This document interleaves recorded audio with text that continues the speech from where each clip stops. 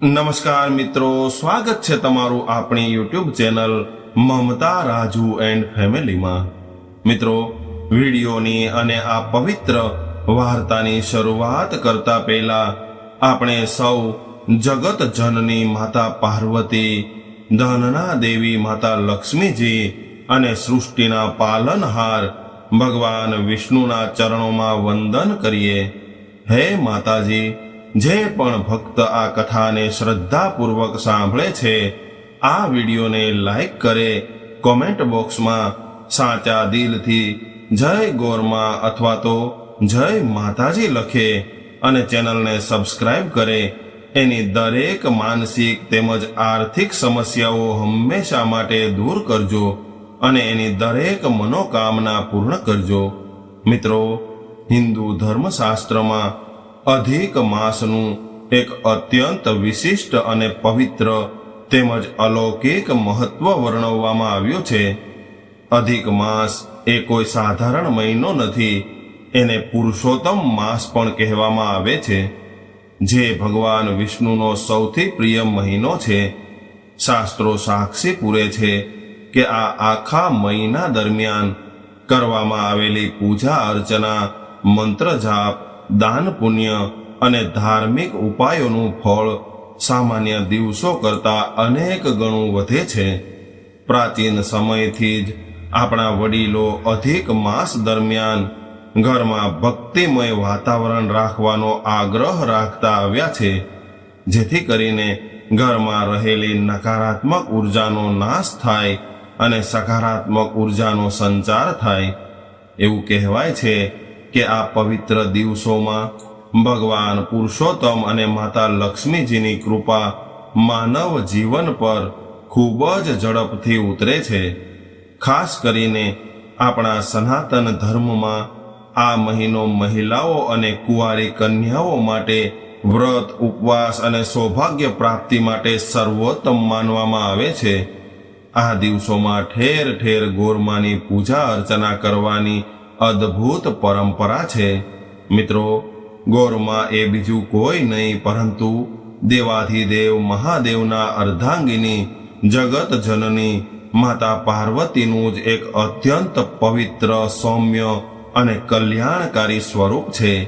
શાસ્ત્રો અનુસાર જે ઘરમાં ગોરમાની સાચા દિલથી પૂજા થાય છે, ત્યાં ક્યારેય સુખ, શાંતિ, સંતોષ અને ધનની અછત નથી રહેતી। પરંતુ આજની ભાગદોડ ભરેલી જિંદગીમાં માણસ રાત દિવસ અથાગ મહેનત કરે છે, પરસેવો પાડે છે, છતાં પણ એના ઘરમાં પૈસા ટકતા નથી।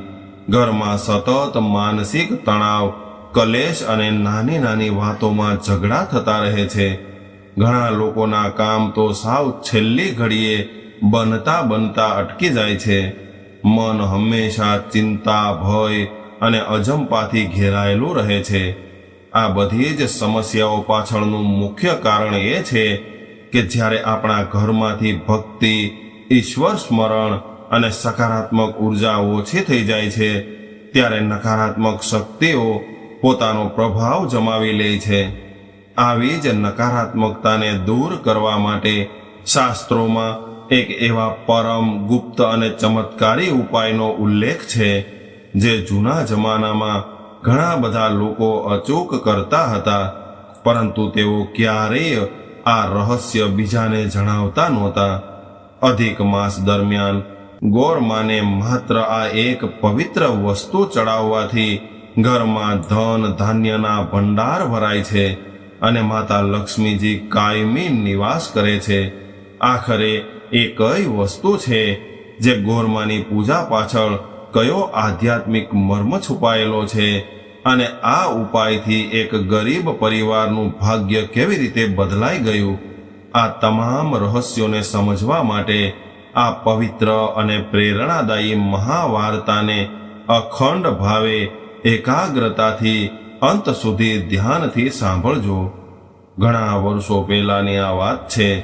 એક સુંદર હરિયાળા પર્વતોની ગોદમાં વસેલું એક નાનકડું અને શાંતિપૂર્ણ ગામ હતું।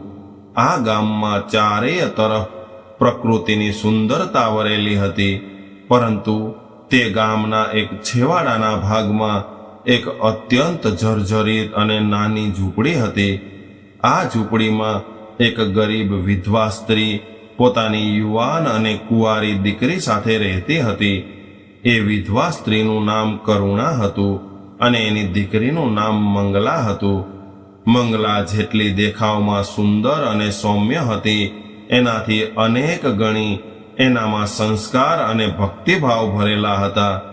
કરુણા અને મંગલાના જીવનની પરિસ્થિતિ એટલી બધી દયનીય અને ગરીબીથી ઘેરાયેલી હતી કે ઘણી વાર એમને એક ટંકનું ભોજન માંડ માંડ નસીબ થતું. કરુણા આખો દિવસ ગામના જમીનદારોના અને સુખી લોકોના ઘરમાં જઈને વાસણ માંજવાનું, કપડાં ધોવાનું અને ખેતરોમાં મજૂરી કરવાનું અથાગ કામ કરતી.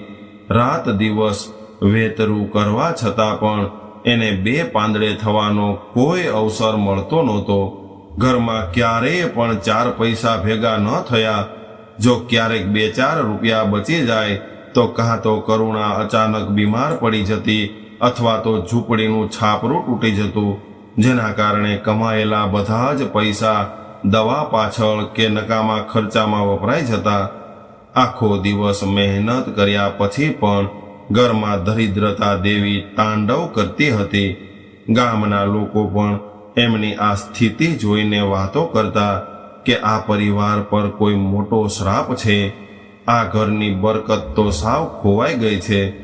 ઘરમાં હંમેશા એક અજીબ પ્રકારની ઉદાસી, ચિંતા અને નિરાશાનું વાતાવરણ છવાયેલું રહેતું. કરુણાને આખો દિવસ એક જ ચિંતા કોરી ખાતી કે એની દીકરી મંગલા હવે લગ્ન યોગ્ય થઈ ગઈ છે, પરંતુ ઘરમાં 1 રૂપિયો પણ ન હોવાને કારણે કોઈ સારો મૂર્તિઓ કે સારો પરિવાર મંગલાનો હાથ પકડવા માટે તૈયાર નહોતો. ગરીબીના કારણે મંગલાની નાની નાની ઈચ્છાઓ અને સપનાઓ મનમાં જ દબાઈને દમ તોડી દેતા. છતાં પણ મંગલાએ ક્યારેય ઈશ્વર પરથી પોતાનો વિશ્વાસ ગુમાવ્યો નહોતો.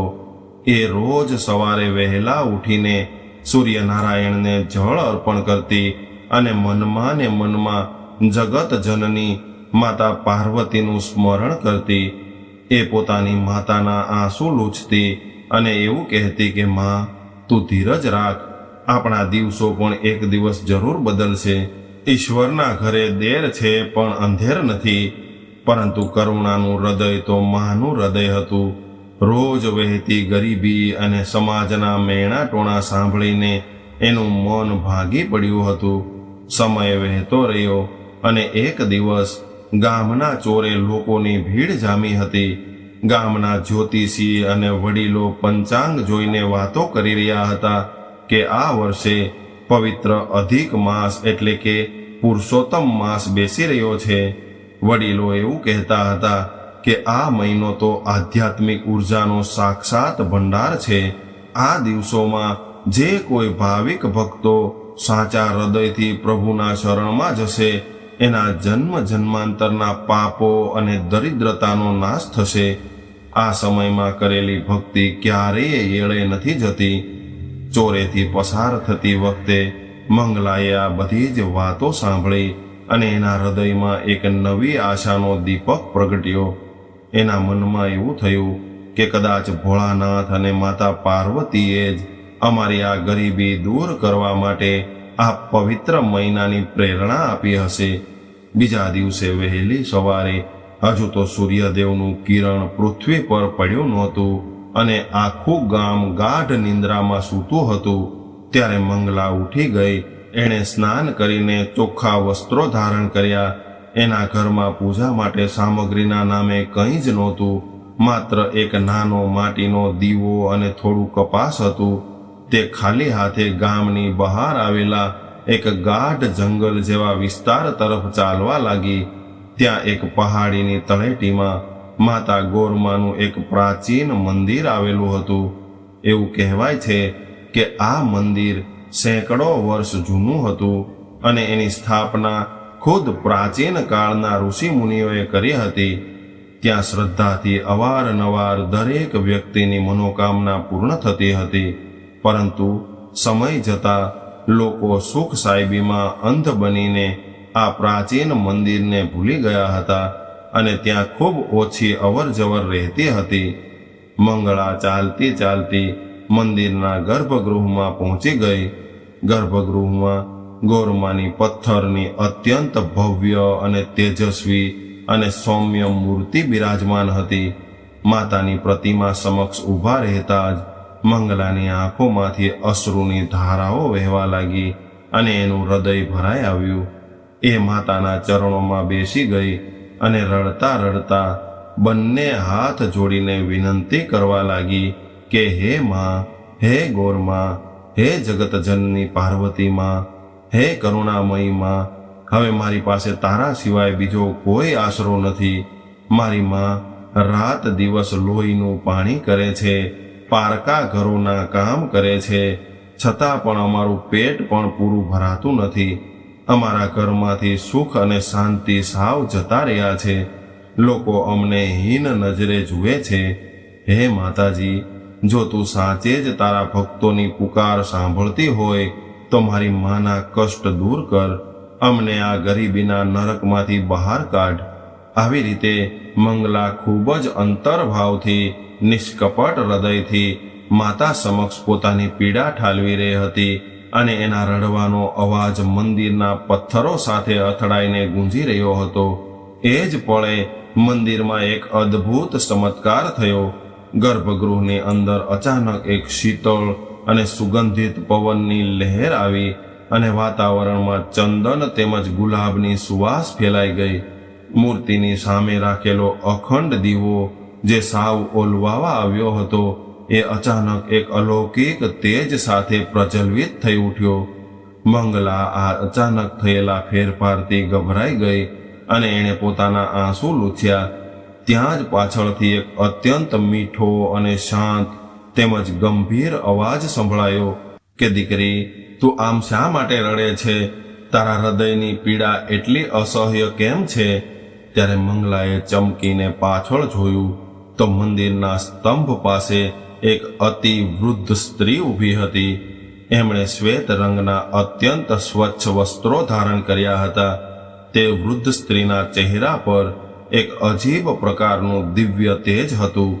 એમની આંખોમાં કરુણાનો મહાસાગર હતો અને એમની વાણીમાં એવી શાંતિ હતી જે મંગલાના વ્યાકુળ હૃદયને ક્ષણભરમાં શાંત કરી ગઈ. મંગલાએ આ વૃદ્ધ માજીના ચરણ સ્પર્શ કર્યા અને રડતા અવાજે પોતાની બધી જ આપવીતી કઈ સંભળાવી. એણે જણાવ્યું કે કેવી રીતે તેઓ વર્ષોથી ગરીબીમાં સડી રહ્યા છે. મહેનત કરવા છતાં પણ ઘરમાં પૈસા નથી ટકતા અને કેવી રીતે સમાજ એને તિરસ્કૃત કરે છે. બધું જ સાંભળ્યા પછી એ રહસ્યમય વૃદ્ધ સ્ત્રીએ મંગલાના માથા પર પોતાનો હાથ મૂક્યો અને ધીમા સ્મિત સાથે એવું કહ્યું કે બેટા, તું ચિંતા ન કર. સમય ક્યારેય એક સરખો નથી રહેતો. જેવી રીતે કાળી રાત પછી સોનેરી સવાર પડે છે, એવી જ રીતે દુઃખ પછી સુખ પણ આવે છે. તું જે સમયે અહીં આવી છે એ સમય અત્યંત પવિત્ર છે. આ અધિક માસ ચાલી રહ્યો છે. આ કોઈ સામાન્ય દિવસો નથી. આ તો ઈશ્વરની કૃપા મેળવવાનો સુવર્ણ અવસર છે. આ દિવસોમાં જો કોઈ સાચા દિલથી અને સાચી વિધિથી ગોરમાની પૂજા કરે તો માતા પાર્વતીની સાથે સાથે માતા લક્ષ્મીજી પણ એના ઘરમાં પ્રસન્ન થઈને પધારે છે. મંગલાએ આતુરતાથી પૂછ્યું કે હે માજી, અમે તો સાવ ગરીબ છીએ. અમારી પાસે પૂજા માટે નાના મોટા સાધનો, 56 ભોગ કે સોના ચાંદીના દાગીના નથી. અમે માતાજીને કેવી રીતે પ્રસન્ન કરી શકીએ? ત્યારે આ વૃદ્ધ સ્ત્રીએ મંગલાના હાથમાં એક નાની પડીકી મૂકીને એવું કહ્યું કે દીકરી, ઈશ્વર ક્યારેય ધન કે વૈભવના ભૂખ્યા નથી હોતા. એ તો ભક્તોની શ્રદ્ધા અને ભાવના ભૂખ્યા હોય છે. શાસ્ત્રોમાં ગોરમાની પૂજા માટે એક અત્યંત પવિત્ર અને સરળ તેમજ ચમત્કારિક ગુપ્ત ઉપાય બતાવવામાં આવ્યો છે, જે જૂના સમયમાં વડીલો કરતા હતા પરંતુ કોઈને કહેતા નહોતા. તું આ પવિત્ર અધિક માસ દરમિયાન ગોરમાને ચણાની દાળ અને ગોળ અર્પણ કરજે. આવું સાંભળીને મંગલાને આશ્ચર્ય થયું અને એણે એવું પૂછ્યું કે માત્ર ચણાની દાળ અને ગોળ? માજી, આ વસ્તુઓ પાછળનું રહસ્ય શું છે? એ દિવ્ય વૃદ્ધ સ્ત્રીએ જ્ઞાનનો ભંડાર ખોલતા મંગલાને એવું સમજાવ્યું કે શાસ્ત્રોમાં આ બંને વસ્તુઓનું ખૂબ જ ઊંડું અને ધાર્મિક તેમજ આધ્યાત્મિક મહત્વ છે. ગોળ એ જીવનમાં મીઠાશ, પરસ્પર પ્રેમ, મધુર સંબંધો અને સુખનું પ્રતીક છે. જ્યારે ગોળ માતાને અર્પણ કરવામાં આવે છે ત્યારે ઘરના સભ્યો વચ્ચેના કલેશ અને મતભેદ દૂર થાય છે અને સંબંધોમાં મીઠાશ આવે છે. બીજી તરફ ચણાની દાળ એ સુવર્ણ જેવો પીળો રંગ ધરાવે છે, જે દેવગુરુ બૃહસ્પતિ અને ધનના દેવતાઓ સાથે સંબંધિત છે. ચણાની દાળ એ અન્નની સમૃદ્ધિ, અક્ષય પાત્ર અને ઘરની બરકતનું પ્રતીક છે. જે ઘરમાં ચણાની દાળનો ભોગ નિયમિત લાગે છે ત્યાં ક્યારેય અન્ન અને ધનની અછત નથી થતી. આથી જ આ બંને વસ્તુઓ ભેગી મળીને સુખ અને સમૃદ્ધિનો મહાયોગ બનાવે છે. વૃદ્ધ સ્ત્રીએ આગળ વિધિ જણાવતા એવું કહ્યું કે તું રોજ સવારે વહેલા ઉઠીને સ્નાન કરીને શુદ્ધ થઈને ગોરમાની સામે ઘીનો એક નાનો દીવો પ્રગટાવજે. દીવો એ માત્ર પ્રકાશ નથી, પરંતુ અજ્ઞાનતા અને નકારાત્મકતાનો નાશ કરનાર ભક્તિનું પ્રતીક છે. ત્યારબાદ આ ચણાની દાળ અને ગોળનો પ્રસાદ માતાના ચરણોમાં ધરજે. જો શક્ય હોય તો 16 શૃંગારમાંથી કોઈ એક નાની વસ્તુ જેમ કે કંકુ, ચાંદલો કે બંગડી માતાને અર્પણ કરજે, કારણ કે માતા પાર્વતીને શૃંગાર અતિ પ્રિય છે. પરંતુ યાદ રાખજે, આ ઉપાય કરતી વખતે મનમાં કોઈ પણ પ્રકારનો લોભ, લાલચ, સ્વાર્થ કે શંકા ન હોવી જોઈએ. માત્ર નિષ્કામ ભાવે તારા પરિવારના કલ્યાણ માટે પ્રાર્થના કરજે. પૂજા પૂર્ણ થયા પછી આંખો બંધ કરીને માતાની સામે 11 વખત પૂર્ણ શ્રદ્ધા સાથે જય ગોરમા અથવા તો માતા પાર્વતીનું નામનું સ્મરણ કરજે. અધિક માસમાં નામ સ્મરણનું ફળ અનેક ગણું મળે છે. મંગલા આ બધી જ વાતો મંત્રમુગ્ધ થઈને સાંભળી રહી હતી અને એનું મન એક અદ્ભુત શાંતિ તેમજ હકારાત્મક ઉર્જાથી ભરાઈ ગયું. એણે માજી પ્રત્યે કૃતજ્ઞતા વ્યક્ત કરવા માટે જેવી આંખો બંધ કરીને પ્રણામ કર્યા અને ફરીથી આંખો ખોલી તો મંદિરમાં કોઈ નહોતું. એ વૃદ્ધ સ્ત્રી ક્યાંય અદૃશ્ય થઈ ગયા હતા. મંગલા સમજી ગઈ હતી કે તે કોઈ સામાન્ય સ્ત્રી નહોતા, પરંતુ ખુદ ગોરમા હતા. ગોરમા જ કોઈ સ્વરૂપે એને માર્ગદર્શન આપવા આવ્યા હતા. બીજા દિવસે સવારથી જ અધિક માસનો આગળનો પવિત્ર દિવસ શરૂ થયો અને મંગલાના હૃદયમાં માજીની વાતો અક્ષરરસ કોતરાયેલી હતી. એણે પોતાની માતા કરુણાને બધી જ વાત કરી અને કરુણાને પણ દીકરીની વાત પર પૂરો ભરોસો હતો. એમણે જેમ તેમ કરીને ઘરમાંથી થોડી ચણાની દાળ અને ગોળની વ્યવસ્થા કરી. મંગલા વહેલી સવારે ફરીથી એ પ્રાચીન મંદિરે પહોંચી ગઈ. એણે ખૂબ જ પ્રેમપૂર્વક ગોરમાની મૂર્તિને સાફ કરી, એમના ચરણ સ્પર્શ કર્યા. ત્યારબાદ મંગલાએ માટીનો એક નાનો દીવો શુદ્ધ ઘીથી પ્રગટાવ્યો અને દીવાની પવિત્ર જ્યોત ગર્ભગૃહને પ્રકાશિત કરવા લાગી.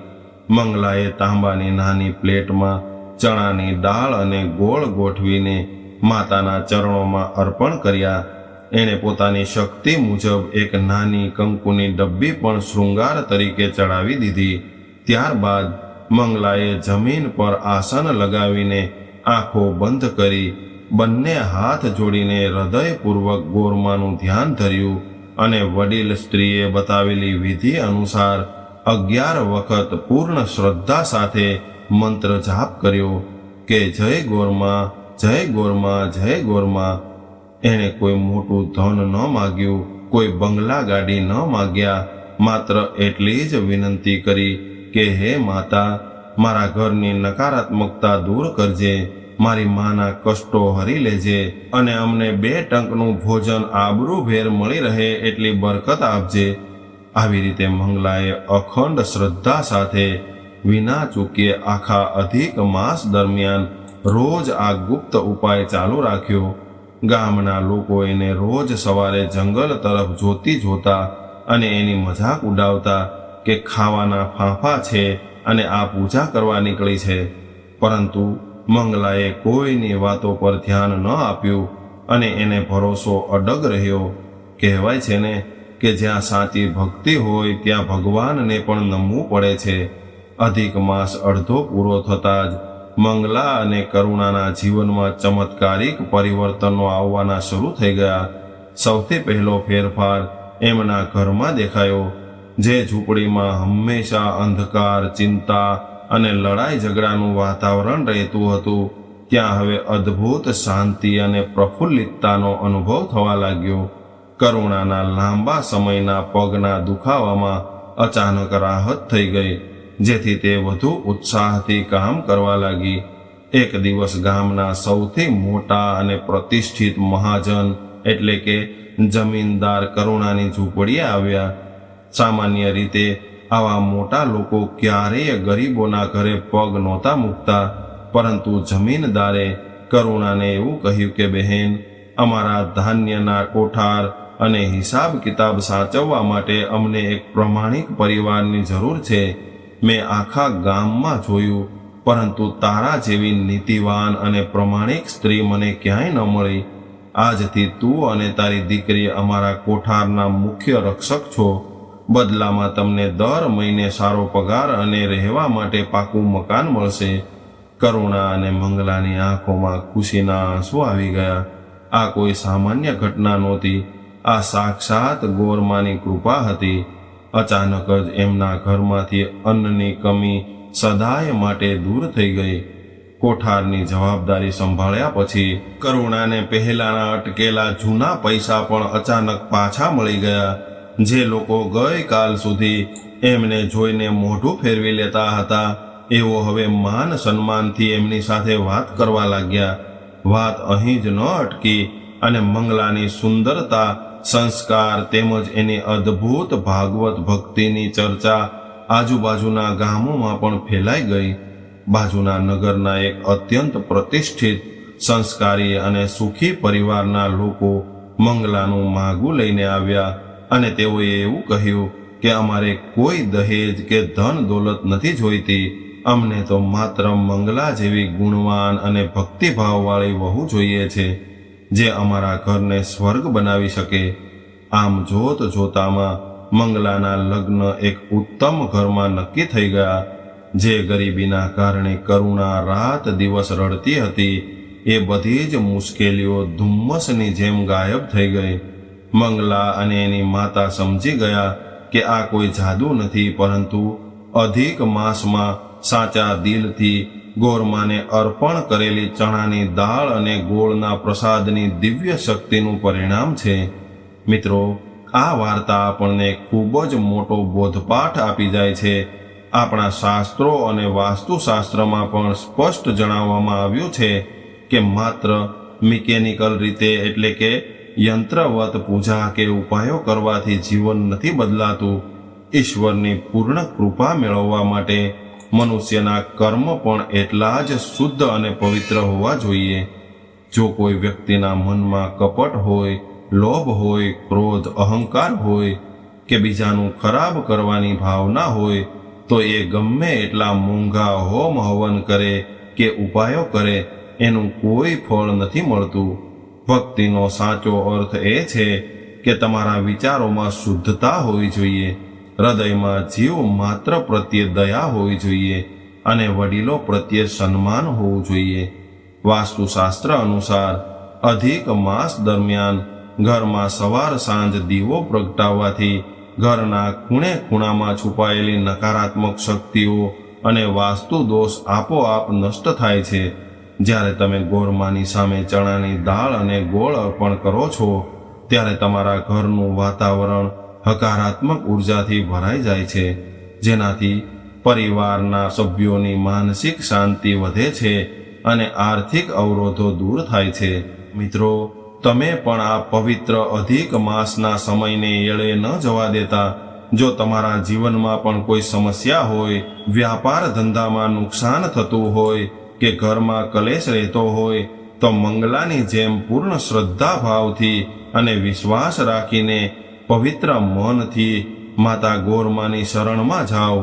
આ અધિક માસ દરમિયાન વહેલી સવારે સ્નાન આદિથી નિવૃત્ત થઈને માતા ગોરમા એટલે કે માતા પાર્વતી સમક્ષ ઘીનો દીવો પ્રગટાવી એને ચણાની દાળ અને થોડો ગોળ અર્પણ કરજો. માતાજી સામે બેસીને તમારા પરિવારની સુખ શાંતિ માટે પ્રાર્થના કરજો અને 11 વખત ભક્તિભાવથી જય ગોરમાનું સ્મરણ કરજો. જગત જનની માતા પાર્વતી અને ધન લક્ષ્મી માતા લક્ષ્મીજી તમારી પ્રાર્થના જરૂર સાંભળશે અને તમારા ઘર પર કૃપાનો વરસાદ વરસાવશે. મિત્રો, જો તમને આ પવિત્ર અને પ્રેરણાદાયી અને આધ્યાત્મિક મહાવાર્તા પસંદ આવી હોય તો વિડીયોને લાઈક જરૂર કરજો અને તમારા મિત્રો તેમજ સગા સંબંધીઓ સાથે શેર કરજો, જેથી આ દિવ્ય માહિતી વધુમાં વધુ લોકો સુધી પહોંચી શકે અને દરેકના જીવનનું કલ્યાણ થઈ શકે.